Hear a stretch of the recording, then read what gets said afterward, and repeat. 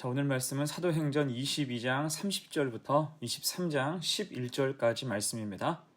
함께 읽습니다. 이튿날 천부장은 유대인들이 무슨 일로 그를 고발하는지 진상을 알고자 하여 그 결박을 풀고 명하여 제사장들과 온 공회를 모으고 바울을 데리고 내려가서 그들 앞에 세우니라. 바울이 공회를 주목하여 이르되, 여러분 형제들아, 오늘까지 나는 범사에 양심을 따라 하나님을 섬겼노라. 대제사장 아나니아가 바울 곁에 서 있는 사람들에게 그 입을 치라 명하니, 회칠한 담이여, 하나님이 너를 치시리로다. 내가 나를 율법대로 심판한다고 앉아서 율법을 어기고 나를 치라 하느냐? 곁에 선 사람들이 말하되, 하나님의 대제사장을 네가 욕하느냐? 형제들아, 나는 그가 대제사장인 줄 알지 못하였노라. 기록하였으되 너의 백성의 관리를 비방하지 말라 하였느니라. 바울이 그중 일부는 사두개인이요 다른 일부는 바리새인인 줄 알고 공회에서 외쳐 이르되, 여러분 형제들아, 나는 바리새인이요 또 바리새인의 아들이라. 죽은 자의 소망 곧 부활로 말미암아 내가 신문을 받노라. 그 말을 한즉 바리새인과 사두개인 사이에 다툼이 생겨 무리가 나누어지니, 이는 사두개인은 부활도 없고 천사도 없고 영도 없다 하고 바리새인은 다 있다 함이라. 크게 떠들세 바리새인 편에서 몇 서기관이 일어나 다투어 이르되, 우리가 이 사람을 보니 악한 것이 없도다. 혹 영이나 혹 천사가 그에게 말하였으면 어찌하겠느냐? 큰 분쟁이 생기니 천부장은 바울이 그들에게 찢겨질까 하여 군인을 명하여 내려가 무리 가운데서 빼앗아 가지고 영내로 들어가라 하니라. 그날 밤에 주께서 바울 곁에 서서 이르시되, 담대하라. 네가 예루살렘에서 나의 일을 증언한 것 같이 로마에서도 증언하여야 하리라. 무엇보다 큰 위로라는 제목으로 말씀 증거합니다. 지난 시간에 바울은 자신에게 주어진 시간을 통해서 주님이 주신 확실한 증거를 이야기했어요. 마지막 순간까지 복음을 전했죠. 하지만 거기에 대한 유대인의 반응은 심각하게 들끓었습니다. 이에 대해 천부장은 더 이상의 발언을 즉시 중단시키고 바울을 매질하면서 끌고 가죠. 유대 군중이 격하게 반응하는 이유를 파악하고자 한 것입니다. 이에 바울은 자신이 로마 시민임을 강조하면서 부당한 폭력에 대해서 항의했죠. 곧 적절한 지혜로 위기를 모면하는 모습을 볼 수 있었습니다. 자, 오늘은 그 다음 얘기예요. 어떤 일이 있었을까?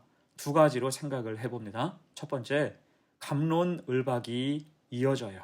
이제 바울은 대제사장과 산헤드린 공회 앞에 세워집니다. 굉장히 위축되는 순간이죠. 하지만 바울은 공회 앞에서 매우 당당합니다. 1절 보세요. 바울이 공회를 주목하여 이르되, 여러분 형제들아, 오늘까지 나는 범사의 양심을 따라 하나님을 섬겼노라 하거늘. 바울의 첫 일성은 하나님을 바르게 섬겼다는 것입니다. 하나님을 욕되게 했다거나 유대인들을 상대로 책 잡힐 만한 어떤 일도 한 적이 없다는 거예요. 오직 바른 복음만을 전했다는 겁니다. 그 모습이 너무나 당당하죠. 그러자 대제사장 아나니아가 그 말을 거칠게 받습니다. 2절 보세요. 대제사장 아나니아가 바울 곁에 서 있는 사람들에게 그 입을 치라 명하니, 입 다물게 시키라는 것입니다. 뭐 일이 당당해. 죄인이면 죄인다워야지. 그 입 다물라는 거예요. 대제사장은 그래서 바울의 말을 일고의 가치도 없다고 여긴 것입니다. 그러자 바울이 다시 받아요. 3절 봅니다. 바울이 이르되, 회칠한 담이여, 하나님이 너를 치시리로다. 이것은 바울이 자신을 무시하고 폭력을 사주하는 대제사장을 향해서 한 말이었어요. 곧 바울도 성격이 만만찮은 것입니다.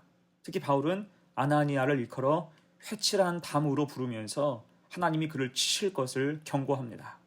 이것은 마치 예수님께서 마태복음 23장에서 율법 교사들과 바리새인들을 향해 경고하셨던 내용과 같지요. 화 있을진저 외식하는 서기관들과 바리새인들이요, 회칠한 무덤 같으니 겉으로는 아름답게 보이나 그 안에는 죽은 사람의 뼈와 모든 더러운 것이 가득하도다. 회칠한 담, 회칠한 무덤은 같은 뜻이에요. 지금 바울은 아나니아의 위선을 주님의 시선으로 책망하는 것입니다. 그리고 이어서 말합니다. 내가 나를 율법대로 심판한다고 앉아서 율법을 어기고 나를 치라 하느냐 하니, 율법대로 처리할 것을 촉구하고 있습니다. 지금 이 모습은 법대로 하는 게 아니라는 거예요. 자, 이 말을 할 정도로 바울은 율법에 대해서 해박하고 정통했습니다. 그래서 지금 레위기의 말씀을 근거로 공정한 재판을 요구하고 있는 거예요. 레위기 19장 15절 16절에서 말씀합니다. 너희는 재판할 때에 불의를 행하지 말며 가난한 자의 편을 들지 말며 세력 있는 자라고 두둔하지 말고 공의로 사람을 재판할지며 너는 내 백성 중에 돌아다니며 사람을 비방하지 말며 내 이웃의 피를 흘려 이익을 도모하지 말라. 나는 여호와이니라. 아멘. 곧 똑바로 재판하라고 촉구하고 있는 것입니다. 그러자 또 대제사장 곁에 선 사람들의 분위기가 격앙됩니다. 4절이에요. 곁에 선 사람들이 말하되 하나님의 대제사장을 내가 욕하느냐. 지금까지 대제사장을 일컬어서 이런 식으로 말하는 자가 없었다는 거예요. 부들부들 떨면서 기분 나빠하고 있는 것입니다. 이렇게 갑론을박이 이어지자 바울이 다시 중요한 문제를 제기합니다. 6절이에요. 바울이 그중 일부는 사두개인이요 다른 일부는 바리새인인 줄 알고 공회에서 외쳐 이르되 여러분 형제들아 나는 바리새인이요 또 바리새인의 아들이라 죽은 자의 소망 곧 부활로 말미암아 내가 신문을 받노라. 자, 여러분 이 말은 기가 막힌 말이에요. 묘수에 가깝습니다. 지금 바울은 두 가지를 강조했죠. 하나는 바리새인이고 다른 하나는 부활입니다. 즉 바울 자신이 바리새인임을 강조하고 있고 바리새 전통의 핵심인 부활을 내세워서 사두개인과 각을 세우는 거예요. 이게 일종의 이간계죠. EJ 전략입니다. 오랑캐를 다른 오랑캐로 제압하는 것, 적군을 또 다른 적군으로 물리치는 방법입니다. 지금 수세에 몰린 자기의 위치에서 반전을 꾀하는 거예요. 곧 지금 산헤드린 공회 의원의 구성에는 사두개인도 있고 바리새인도 있다는 것입니다. 이들 사이에 바울은 싸움을 붙이는 거예요. 아무튼 이 말에 바리새인과 사두개인 모두 극하게 반응합니다. 7절 8절 말씀 그 말을 한즉 바리새인과 사두개인 사이에 다툼이 생겨 무리가 나누어지니 이는 사두개인은 부활도 없고 천사도 없고 영도 없다 하고 바리새인은 다 있다 함이라. 이들 사이에 다툼이 생겼어요. 본래 사두개인은 내세를 믿지 않습니다. 그들은 모세오경 곧 모세의 가르침에는 부활에 대한 가르침이 없기 때문에 부활은 없다라고 믿었습니다. 하지만 바리새인은 율법과 선지자의 글을 모두 믿었기 때문에 부활에 대한 확신이 있었어요. 이것이 가장 극명한 그들 사이의 차이점인데 바울이 이것을 적극적으로 자극한 것입니다. 결국 그 두 진영은 싸우게 되지요. 9절 말씀 크게 떠들세 바리새인 편에서 몇 서기관이 일어나 다투어 이르되 우리가 이 사람을 보니 악한 것이 없도다. 혹 여기나 혹 천사가 그에게 말하였으면 어찌하겠느냐 하여. 지금 자중질환이 일어나고 있습니다. 곧 하나님이 바울에게 지혜를 주셔서 산헤드린 공회를 두 쪽으로 내고 모두를 혼란하게 하신 것입니다. 결국 1대 100의 싸움, 절대 불리했던 싸움을 오히려 유리하게 마칠 수가 있었어요. 여러분 그래서 하나님이 도와주시면 사방으로 우겨싸움을 당해도 쌓이지 않고 이길 수 있습니다. 레위기 26장에서 말씀해요. 또 너희 다섯이 100을 쫓고 너희 100이 만을 쫓으리니 너희 대적들이 너희 앞에서 칼에 엎드러질 것이며 내가 너희를 돌보아 너희를 번성하게 하고 너희를 창대하게 할 것이며 내가 너희와 함께한 내 언약을 이행하리라. 아멘. 그래서 세상의 크기 혹은 숫자의 성도는 위축되지 말아야 됩니다. 하나님이 도와주시면 우리가 사방으로 우겨싸움을 당해도 쌓이지 않고 이길 수 있다는 거예요. 그렇게 숫자가 아니라 오직 믿음으로 승리해가는 복된 성도가 되시기를 간절히 축원합니다. 아멘. 두 번째예요. 본문의 내용 두 번째, 주님의 위로와 비전이 임합니다. 10절, 11절 봅니다. 큰 분쟁이 생기니 천부장은 바울이 그들에게 찢겨질까 하여 군인을 명하여 내려가 무리 가운데서 빼앗아 가지고 영내로 들어가라 하니라.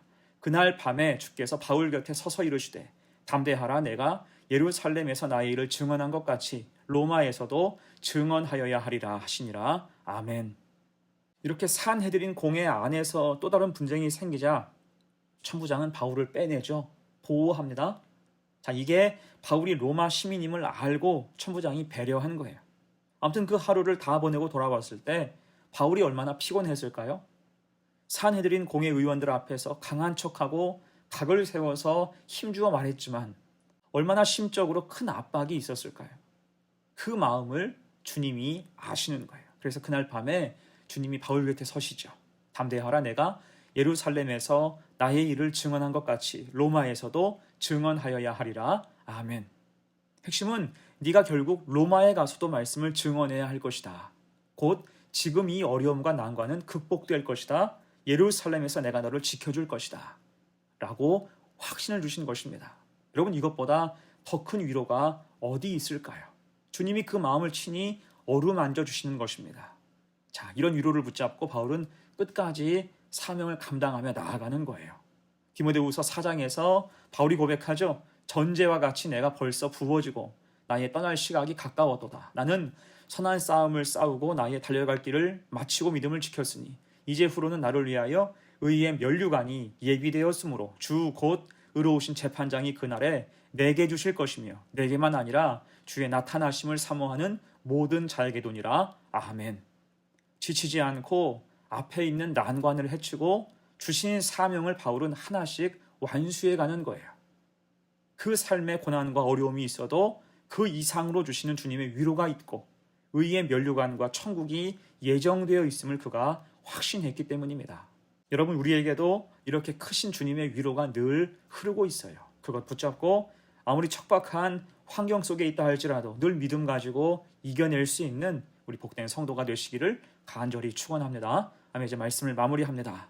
자, 바울은 오늘 공회에 넘겨지고 극한 대립 속에서 감론 을박을 벌였죠. 일대백의 싸움이었어요. 협박과 조롱과 비웃음이 가득했습니다. 하지만 바울은 변함없이 굳건했어요. 왜요? 성령께서 지혜 주셔서 할 말을 생각나게 하셨고 주님의 위로가 강같이 흐를 때 평안했기 때문입니다. 오늘 11절 말씀 함께 읽지요. 그날 밤에 주께서 바울 곁에 서서 이르시되 담대하라, 내가 예루살렘에서 나의 일을 증언한 것 같이 로마에서도 증언하여야 하리라 하시니라. 아멘. 여러분, 그래서 주님은 주님의 일을 힘써 감당하는 사람의 옆을 반드시 지켜주십니다. 위로하고 격려해 주세요. 그 마음으로 오늘도 힘내서 주의 일 잘 감당하는 복된 성도가 되시기를 간절히 축원합니다. 아멘. 함께 기도합니다. 은혜의 주님, 힘든 하루를 보내고 주님의 위로를 받게 되는 바울을 보게 하셔서 감사합니다. 우리에게도 그런 위로를 허락하여 주옵소서.